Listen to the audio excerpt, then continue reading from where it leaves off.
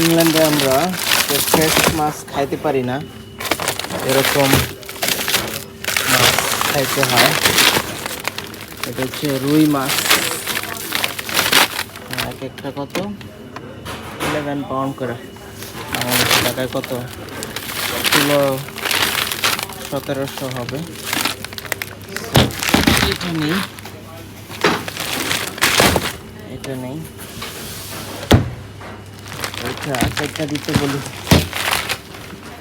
বাবারে বড় আছে।